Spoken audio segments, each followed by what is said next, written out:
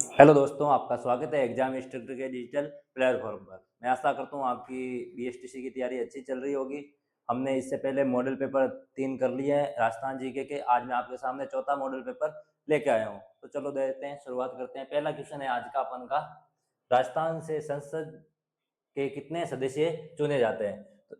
तो संसद में राजस्थान से कितने सदस्य चुने जाते हैं, ये पूछा है। तो सिंपल सा आपको याद होना चाहिए कि संसद में शामिल कौन कौन होता है। तो याद रखना, संसद में दो चीजें शामिल होती है मुख्यतः, लोकसभा और राज्यसभा।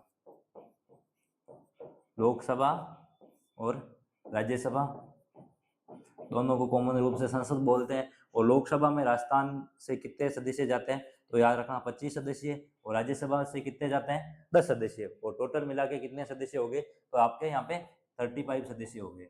ठीक है, तो कौन से ऑप्शन में 35 है, तो ये 35 राजस्थान से संसद के कितने सदस्य चुने जाते हैं, तो 35, लोकसभा से 25 और राज्यसभा से 10। पिछले क्लास से भी देख लेना, जो आपके एग्जाम के लिए बहुत इंपॉर्टेंट होगी, क्योंकि पिछली क्लास में हमने पढ़ा था कि राजस्थान की विधानसभा में मंत्रिपरिषद तथा मंत्रिपरिषद मुख्यमंत्री सहित कितनी सीटें हो सकती है, तो अधिकतम अपन के 15% है। तो 15% मतलब 300 सीटें हो सकती है। पिछली क्लास में अपन ने देखा, इसलिए जरूरी है पहले वाली क्लास भी देखना। नेक्स्ट क्वेश्चन है आपका यहाँ पे, राजपुताना में मराठों के विरुद्ध हुडा सम्मेलन की अध्यक्षता किसने की। हुडा सम्मेलन की अध्यक्षता किसने की थी, तो हुडा सम्मेलन हुआ क्यों था, तो ये मराठा के विरोध में हुआ था। मराठा के विरोध में कौन सा सम्मेलन हुआ था, तो याद रखना हुडा सम्मेलन हुआ था। कब होता है, तो याद रखना 17 जुलाई 1734 के अंदर हुडा सम्मेलन होता है। कहाँ पे होता है, तो भीलवाड़ा में होता है। कौन से स्थान पे होता है, हुडा नामक स्थान पे होता है। और इसका आयोजन करता कौन था, तो आयोजक था सवाई जय सिंह। आयोजक था, तो आयोजक थे आपके सवाई जय सिंह। और सवाई जय सिंह कहाँ के थे, जयपुर के थे सवाई जय सिंह। और अध्यक्षता किसने की थी, तो मेवाड़ के जगत सिंह सेकेंड ने की थी अध्यक्षता। अध्यक्षता की थी जगत सिंह सेकेंड ने।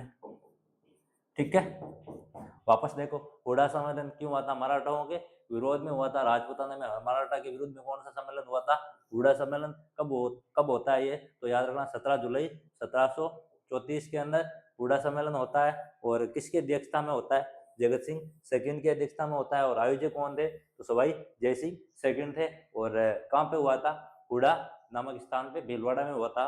नेक्स्ट है आपका ख्यात है। ख्यात है, तो सिंपल है, एक सामाजिक परंपरा, राजाओं का इतिहास, एक बोली, एक काव्य। तो राजाओं का इतिहास लिखा जाता है, उनसे वंश संबंधित उनकी उपलब्धि, उनके इतिहास के बारे में ख्यात में वर्णन होता था। नेक्स्ट है आपका यहाँ पे, राजस्थान के प्रथम निर्वाचित मुख्यमंत्री कौन थे। राजस्थान के प्रथम निर्वाचित मुख्यमंत्री कौन थे, तो याद रखना ये इंपॉर्टेंट। राजस्थान के प्रथम निर्वाचित मुख्यमंत्री, राजस्थान के प्रथम मुख्यमंत्री, राजस्थान के प्रथम निर्वाचित हुए मनोनीत मुख्यमंत्री और राजस्थान के वर्तमान मुख्यमंत्री। इंपॉर्टेंट है ये सारे आपके लिए। तो सिंपल से यहाँ पे देखते हैं, राजस्थान के प्रथम सीएम। तो राजस्थान के प्रथम सीएम कौन थे, हीरालाल शास्त्री। हीरालाल शास्त्री थे जो राजस्थान के प्रथम सीएम थे। और राजस्थान के प्रथम निर्वाचित सीएम, राजस्थान के प्रथम निर्वाचित सीएम, तो याद रखना टीकाराम पालीवाल। टीकाराम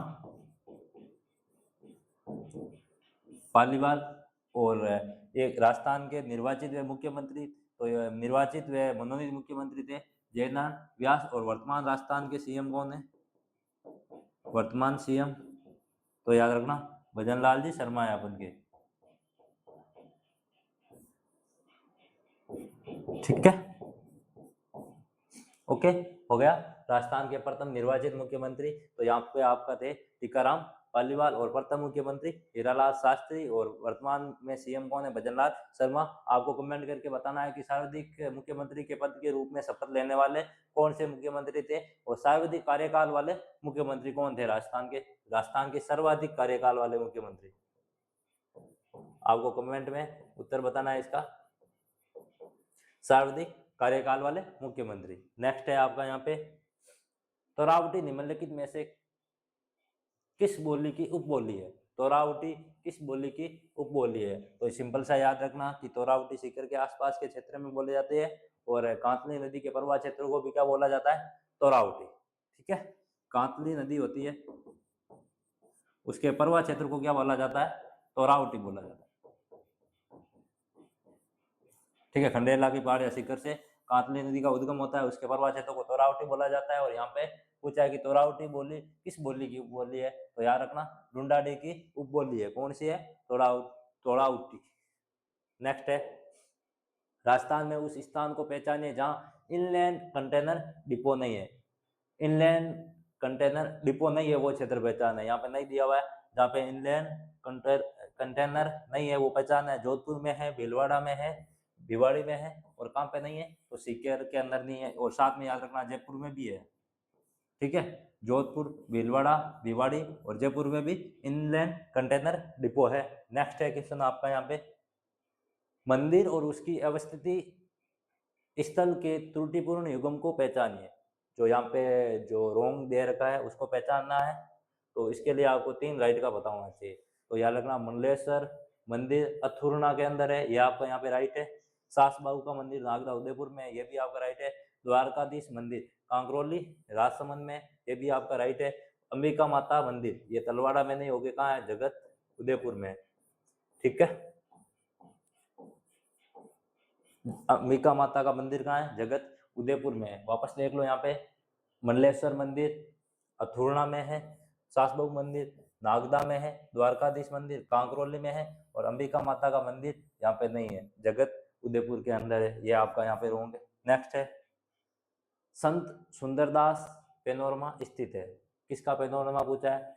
सुंदरदास पेनोरमा, संत सुंदरदास का पेनोरमा पूछा है। तो याद रखना दौसा के अंदर, गेटोलाव दौसा के अंदर स्थित है। नेक्स्ट क्वेश्चन है आपका, निम्न में से कौन सा युगम गलत है? रोंग पूछा है कि कौन सा रोंग है।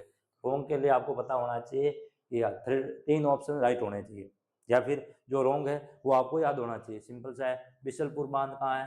रोंग के अंदर। माई बाजार सागर बांध बांसवाड़ा में, यहाँ पे क्या दे रखा है?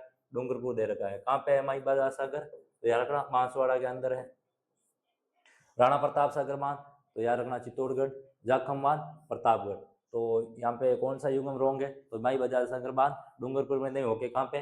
बांसवाड़ा के अंदर है। नेक्स्ट है आपका, राजस्थान के प्रसिद्ध चित्रकार को पहचानिए जो भारत के संविधान के मूल दस्तावेज में किए चित्रांकनों के लिए जाने जाते हैं। भारत के संविधान का मूल दस्तावेज था, उसके अंदर चित्रांकन करने वाले कौन से कलाकार थे? इनमें से ढूंढने आपको राम गोपाल विजयवर्गीय, नरोत्तम नारायण शर्मा, कृपाल सिंह शेखावत, श्रीलाल जोशी। तो यहाँ पे आपके कृपाल सिंह शेखावत है जिन्होंने भारतीय संविधान के मूल दस्तावेज में क्या किया?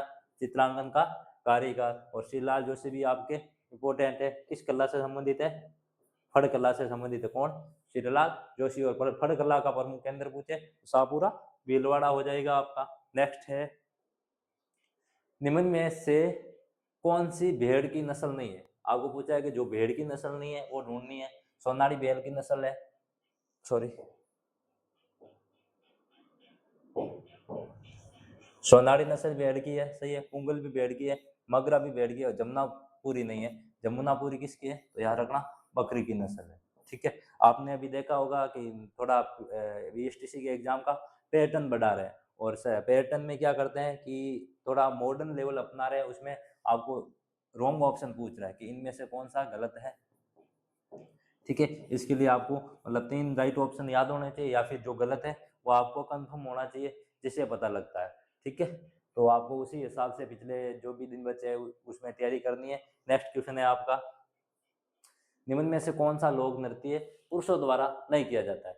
ये हो गया ना, पिछले 4-5 क्वेश्चन ऐसे ही आ गए, उनमें से 3 ऑप्शन राइट है, चौथा ऑप्शन आपको पूछा है। तो सिंपल सा है, अग्नि नृत्य, बम नृत्य, चंग नृत्य और गुड़ला नृत्य जो पुरुषों द्वारा नहीं किया जाता है। ये किसके द्वारा किया जाता है? ओनली फॉर महिलाओं द्वारा किया जाता है। पिछले लास्ट वीडियो में अपना बम नृत्य के बारे में पता है तो आपको याद ही होगा, कमेंट करके बताओ बम नृत्य के बारे में अपन ने क्या पढ़ा।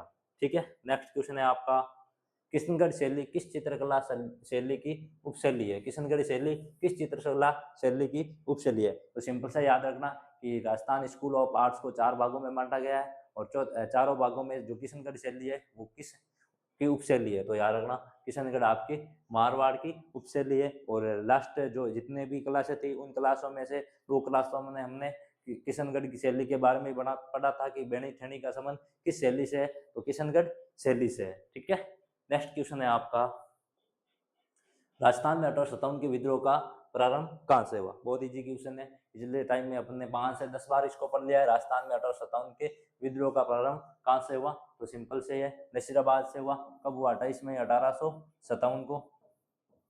ठीक है, नसीराबाद से होता है। और राजस्थान में की पहली छावनी है जहाँ पे 1857 के विद्रोह हुआ था। और राजस्थान में छावनियाँ कितनी है? तो राजस्थान के अंदर 6 छावनियाँ हैं। और कौन कौन सी है ये आपको कमेंट करके बताना है, मैंने बता दी है। ठीक है, 6 छावनी कौन कौन सी है ये बता देता हूँ कि जो जिसने अप्रत्यक्ष रूप से राजस्थान की क्रांति में भाग लिया था वो खेरवाड़ा व ब्यावर। 1857 की क्रांति में भाग नहीं लेने वाली कौन थी? ब्यावर व खेरवाड़ा, अप्रत्यक्ष रूप से भाग लिया था इन्होंने। और राजस्थान में ऐसी कौन सी सैनिक छावनी थी जहाँ पे महिलाओं ने भी विद्रोह किया था? तो सिंपल सा है आपका टोंक। ठीक है, टोंक में किसने विद्रोह किया था? महिलाओं ने भी विद्रोह किया था। नेक्स्ट क्वेश्चन है आपका, कैसरबाग वन्यजीव अभयारण्य किस जिले में स्थित है? सिंपल सा है, कैसरबाग वन्यजीव अभयारण्य का पूछा है, सॉरी, कैसरबाग वन्यजीव अभयारण्य किस जिले में स्थित है? तो याद रखना कि कैसरबाग है धौलपुर के अंदर। नेक्स्ट क्वेश्चन है आपका, विश्व प्रसिद्ध अजरक प्रिंट निम्नलिखित में से किस स्थान से संबंधित है? अजरक प्रिंट के बारे में पूछा है कि अजरक प्रिंट कहाँ पे है? तो याद रखना अजरक प्रिंट मल्लेर, अजरक प्रिंट व मल्लेर प्रिंट कहाँ की है? तो बाड़मेर के अंदर है। तो आपको दाबू प्रिंट के बारे में बताना है, दाबू प्रिंट कहाँ है? तो अकोला चित्तौड़गढ़ में है। और बगरू प्रिंट कहाँ है? तो याद रखना जयपुर की कहाँ सी है? बगरू प्रिंट, बगरू प्रिंट कहाँ की है? जयपुर की। और दाबू प्रिंट कहाँ है? अकोला चित्तौड़गढ़ की है। ठीक है, और आपको कमेंट करके बताना है कि मिरर वर्क कहाँ के है। ठीक है, नेक्स्ट है आपका, निम्नांकित में से कौन सा तार वाला संगीत वाद्य यंत्र नहीं है? ठीक है, तार वाला संगीत वाद्य यंत्र नहीं है। तो यहाँ पे कमायाचा, रावण हत्था, सुरिंदा। तो याद रखना कि सतारा है वो तार वाला नहीं है, इसको फूंक के द्वारा बजाया जाता है। ठीक है, ये सुशीर वाद्य यंत्र में आता है कौन सा? सतारा, और इसे फूंक से बजाया जाता है। नेक्स्ट क्वेश्चन है आपका, राजस्थान का कौन सा जिला अनेक नदियों के प्रवाह के कारण 100 द्वीपों का क्षेत्र के नाम से जाना जाता है? राजस्थान का ऐसा कौन सा जिला है जहाँ पे अनेक नदियां प्रवाहित होती है और 100 द्वीपों का क्षेत्र के नाम से जाना जाता है? तो डूंगरपुर है आपका। नेक्स्ट क्वेश्चन है, राजस्थान की कौन सी रियासत मराठों को चौथ देने के लिए सर्वप्रथम सहमत हुई? ठीक है, तो याद रखना कि राजस्थान की ऐसी कौन सी रियासत थी जो चौथ देने के लिए सर्वप्रथम सहमत हुई? तो याद रखना मेवाड़, उदयपुर थी। नेक्स्ट क्वेश्चन है आपका, 2011 के जनगणना आंकड़ों के अनुसार राजस्थान का उच्चतम साक्षरता वाला जिला है? तो राजस्थान में उच्चतम साक्षरता पूछा है कौन सी जनगणना के अनुसार? 2011 की जनगणना के अनुसार। अभी जनगणना प्रोग्रेस में चल रही है, 2027 में आपके जनगणना के आंकड़े भी आ सकते हैं शायद। ठीक है, तो सिंपल सा देखते हैं कि राजस्थान में साक्षरता कितनी थी उस टाइम? 66.1% थी 2011 की जनगणना के अनुसार। और सर्वाधिक साक्षरता कहाँ है? तो कोटा के अंदर है। सर्वाधिक साक्षरता कहाँ है? कोटा में। और साक्षर लोग कैसे क्या पहनते हैं ज़्यादा? साक्षर लोग कोट पहनते हैं ज़्यादा। ठीक है, और जोधपुरी कोट भी फेमस है। सिंपल सा चीज़ होगी, सर्वाधिक साक्षरता है कोटा में। और न्यूनतम पूछे तो या जालोर में, न्यूनतम जालोर। ठीक है, हो गया। नेक्स्ट है, राजस्थान के निम्नांकित सांस्कृतिक स्थलों में से किस एक का संबंध बौद्ध मत से है? तो याद रखना कि किस एक का संबंध बौद्ध मत से है। तो याद रखना कोलवे की गुफाएं हैं जो बौद्ध मत से संबंधित है। और बहुत इंपॉर्टेंट आपके अंदर आपके एग्जाम के लिए। और कहाँ के है? झालावाड़ के अंदर है। ठीक है, तो इसको 99.99% इसको याद ही रखना है। ठीक है, आने के चांस बन रहे हैं BSTC के अंदर कि कोलवे की गुफाएं कहाँ है? तो झालावाड़ में, बौद्ध मत से संबंधित भी है। और झालावाड़ में एक दुर्ग भी है, गागरोन दुर्ग, जिसको किस श्रेणी का माना जाता है? तो याद रखना जल दुर्ग है। कौन सा दुर्ग? गागरोन दुर्ग। और कहाँ पे है? झालावाड़ में। ये आपका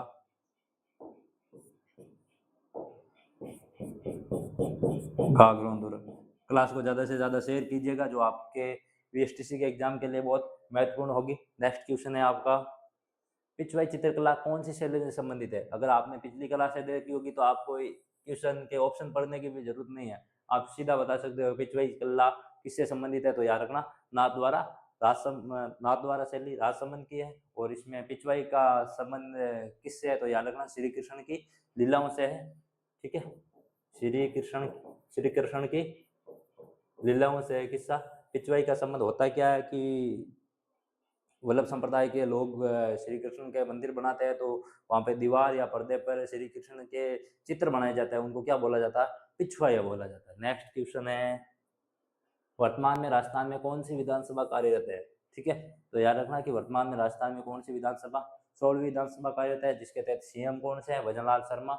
और विधानसभा अध्यक्ष कौन सा है? कमेंट करके आपको बताना है। ठीक है, 16वीं विधानसभा के अध्यक्ष, ठीक है, 16वीं विधानसभा का अध्यक्ष कौन है? आपको कमेंट करके बताना है। और एक दिन आपकी क्लास लेंगे कि वर्तमान में राजस्थान में कौन क्या है। ठीक है, बीएसटीसी के एग्जाम से पहले। नेक्स्ट क्वेश्चन है आपका, राजस्थान में लोक सेवा आयोग के अध्यक्ष एवं सदस्यों का कार्यकाल होता है। ठीक है, राजस्थान के लोक सेवा आयोग के अध्यक्ष एवं सदस्य का कार्यकाल पूछा है तो सिंपल सा है, 6 वर्ष और 62 वर्ष की आयु जो भी पहले हो, या तो उसका कार्यकाल 6 साल का हो चुका है या फिर उनकी आयु 62 वर्ष हो चुकी है, वो राजस्थान के लोकसभा अध्यक्ष एवं सदस्यों का कार्यकाल होता है। नेक्स्ट क्वेश्चन है आपका, आरएनबी इंफ्रास्ट्रक्चर नामक राजस्थान का विशेष आर्थिक क्षेत्र संबंधित है। आरएनबी इंफ्रास्ट्रक्चर और विशेष आर्थिक क्षेत्र किससे संबंधित है? आरएनबी। तो सिंपल सा है, ये आपके मल्टी प्रोडक्ट्स है, बहु उत्पाद से संबंधित है। नेक्स्ट है, राजस्थान के किस किले को गढ़बीटली भी कहा जाता है? राजस्थान के कौन सा किला है जिसको किसके नाम से जाना जाता है? गढ़बीटली। तो ये ध्यान रखना, तारागढ़ का दुर्ग है जिसे गढ़बीटली के नाम से जाना जाता है।